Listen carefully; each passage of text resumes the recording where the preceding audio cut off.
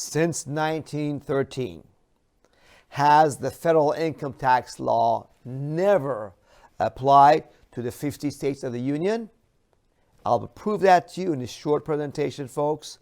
My name is Peymon Mottahedeh, the founder and president of Freedom Law School, which I found in 1996. Now, if you have not seen in the past this video, you should watch this video on Freedom Law School's YouTube channel first, which is titled, Who is Required to File IRS 1040 Forms and Pay U.S. Income Taxes. Here's a short video. At the end, on the top left, will be the longer full version of this video. You should watch this first, then watch this. In that video, I show you guys that in the federal income tax law, which is published in here, as you can see, the Internal Revenue Code, this is the entire federal tax laws of the federal government. Okay, you see it online. We're going to look up the word definitions, 26 U.S.C. section 7701 from Title 26 Internal Revenue Code. And here, as we go down, it tells us right here that when using this title, the definition of all these specific things, like the term United States and state. We cover the fact that the term United States only includes states and the District of Columbia, and that the term state shall be construed also to include the District of Columbia only also. So people say, Peymon, I'm not convinced the 50 states are not in there, so I'm going to show you that going back to the history, that's how it always used to be. So here we go, folks. This is the first federal income tax law of 1913. You see on the top right, 1913, 63rd Congress. This was a law that first imposed income tax on, you see who, right here.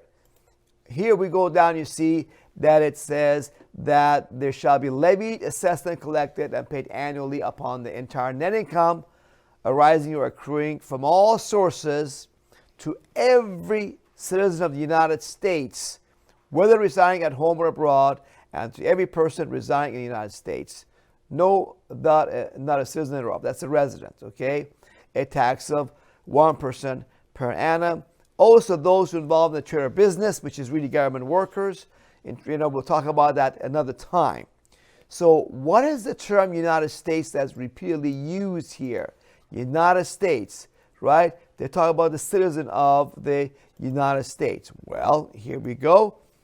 The state or United States, as you see here, shall be construed to include any territory, Alaska, the District of Columbia, Puerto Rico, and look at that, the Philippine Islands, when such construction is necessary to carry out the provisions of its title. So it was all these territories of U.S. government, including Philippines. Later on, folks, you will see in the act in 1919, look, they took out all the territories except Alaska and Hawaii.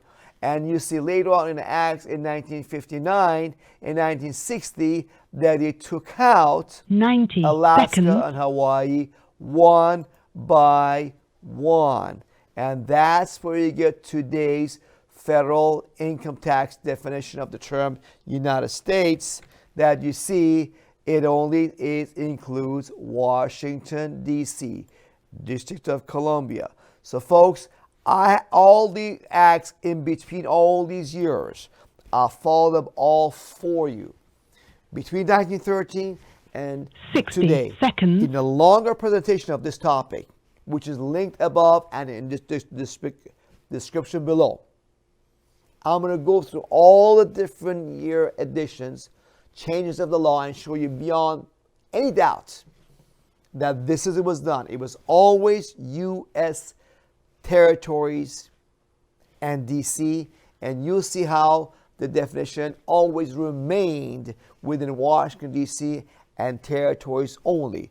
So today, the federal income tax law still applies to District of Columbia. So therefore, the income tax applies to those who are citizens or residents of D.C.